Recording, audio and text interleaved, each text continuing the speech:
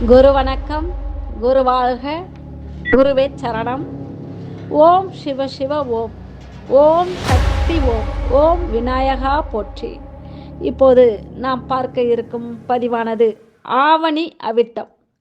இந்த ஆவணி அவிட்டம் எதனால் எப்படி கொண்டாடப்படுகிறது என்று தெரிந்து கொள்ளலாம் வாருங்கள். ஆவணி அவிட்டத்தன்று ஏன் பூநூல் மாற்றுகிறார்கள் என்றும் தெரிந்து கொள்ளலாம். ஆவணி மாதம் 3ஆம் தேதி அவிட்டம் நட்சத்திரம், அதாவது 19/8/2024 அன்று காலை 8:10 மணிக்கு அவிட்டம் நட்சத்திரம் ஆரம்பித்து மறுநாள் காலை 5:45 வரை இந்த அவிட்டம் நட்சத்திரம் இருக்கும். அதனால் ஆவணி அவிட்டம் திங்கட்கிழமை காலை ஆரம்பித்து மறுநாள் முடிகிறது. வேத கல்வியை தொடங்கும் உபாகர்மா நாள் என்றும் நமது முன்னோர்கள் இந்த ஆவணி அவிட்டத்தை சொல்வார்கள். பொதுவாக ஆவணி அவிட்டம் என்றதும் பூநூல் மாற்றும் சடங்கே நினைவுக்கு வரும். ஆனால் வெறும் பூநூல் மாற்றும் சடங்காக மட்டும் ஆவணி அவிட்டம் இல்லை. அது வேத கல்வியை தொடங்கும் நாள் என்கின்றன சாஸ்திரங்கள். கல்வி கற்பதையும் கற்பிப்பதையும் போற்றும் விழா ஆவணி அவிட்டம். முற்காலத்தில் எல்லாவிதமான கல்வியையும் கற்பதற்கு சிறுவர்களை அனுப்பும் முன்பாக அவர்களுக்கு உபவீதம் என்னும் பூநூலை அணிவித்து காயத்ரி மந்திரம் உபதேசித்து அனுப்பும் வழக்கம் இருந்தது. பிற்காலத்தில் அந்த வழக்கம் மாறி குறிப்பிட்ட சில சமூகத்தினர் மட்டுமே அதை அணியும் வழக்கமாக மாறிவிட்டது. ஆவணி அவிட்டத்தன்று கல்வியை தொடங்குவதை உபாகர்மா என்று சொல்கிறார்கள்.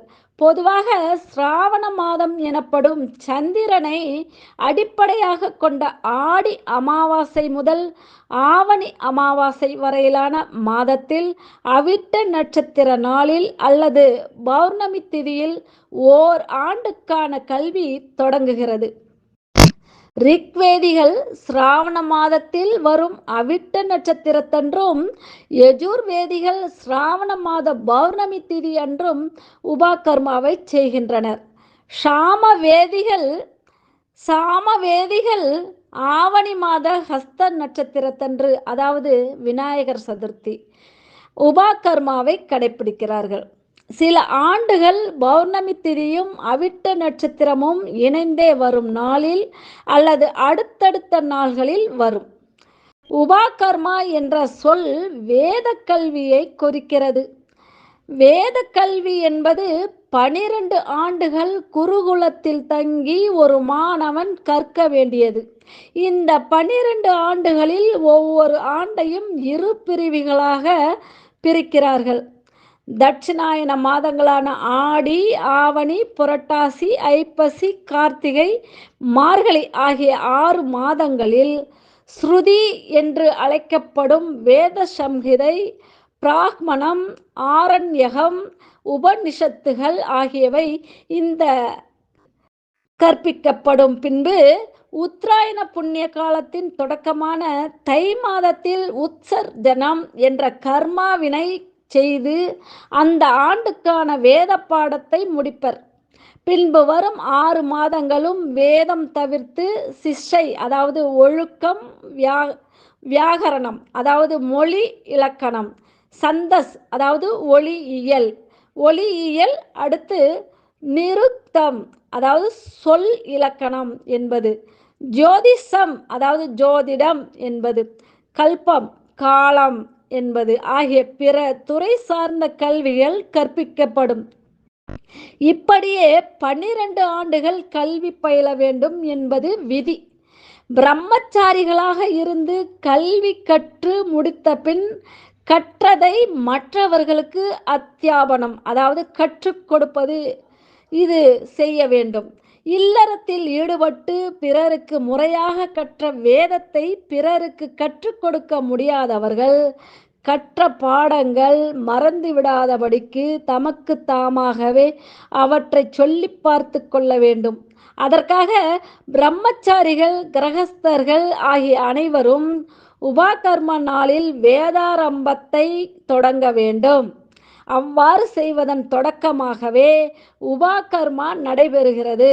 உபாகர்மா செய்யும் நாள் அன்று காலை சந்தியாவந்தனம் செய்து பின் காமோ காரிஷித் ஜபம் செய்ய வேண்டும். வேத அத்தியனமும் உத்சர்வஜனமும் உரிய காலத்தில் நம் அன்றாட வாழ்வில் செய்ய இயலாதவர்கள் இந்த காமோ காரிஷித் ஜபம் கட்டாயம் செய்ய வேண்டும். ஆண்டு முழுவதும் அறிந்து பாவம் செய்யவில்லை என்பதை சொல்லி நாம் செய்த காமம் கோபம் ஆகிய பாவங்களிலிருந்து விடுபட வேண்டும் என இந்த ஜபம் செய்யப்படுகிறது. அதன்பின் யக்யோபவிதம் அதாவது யக்யோபவீதம் அணிந்து ஹோமங்கள் செய்வர். உபாகர்மாவின் முக்கியமான சடங்கு வேதாரம்பம், வேத கல்வியை தொடங்குவது என்று பொருள். வேதாரம்பத்தில் மகேஸ்வர சூத்திரம் சொல்லப்படும். இதன் பொருளை மகா பெரியவர் ஒரு முறை உபாகர்மாவின் பெருமைகளை சொல்லி அதில் இடம்பெறும் 14 சப்தங்களுடைய மகேஸ்வர சூத்திரத்துக்கு விளக்கமும் கூறினார். பரமேஸ்வரன் உடுக்கை அடிச்சுண்டுகிறார். கிர்ன்னு சுத்தி ஆடி முடிச்சப்போ கொடுத்த சாப்புகள் தான் இதெல்லாம் அப்படின்னு நடராஜாவோட சாப்பும் 14 சாப்தத்தையே கொடுத்தது. இந்த 14 சூத்திரங்களையும் ஆவணியாவிட்டம் பண்றவா கேட்டிருப்பா. மகேஸ்வரனோட டமருல இருந்து வந்ததால அதுக்கு மகேஸ்வர சூத்திரம்னு பேர் வந்தது. ஆ இ உன் ருலுக் ஏ ஒங் ஐ ஔச் ஹய வரட் லன் ஞமங் நா நம் ஜா பா ங் கா டா தா இஸ் ஜப க டா தா சா கா பா சா டா த சட தவ் கபை சசசர் ஹல் என்று பெரியவா குறிப்பிட்டுள்ளார். இந்த ஆவணி அவிட்டத்தை மொழியின் தொடக்கமாக அமையும் சப்தங்கள் தொடங்கி வேதங்களின் உட்பொருளாக அமையும் காயத்ரி மந்திரம் வரை நீள்வது இந்த ஆவணி அவிட்டம் எனப்படும் உபாகர்ம நாள். இந்த நாளில் சிரத்தையோடு கடைபிடித்து முறைப்படி உபாகர்மாவினை செய்வது உலக நன்மைக்கு வழிவகுக்கும் என்கின்றனர் பெரியோர்கள். நன்றி. மீண்டும் அடுத்த பதிவில் ஒரு அருமையான பதிவில் சந்திப்போம். வாழ்த்துக்கள் அனைவருக்கும். நன்றி.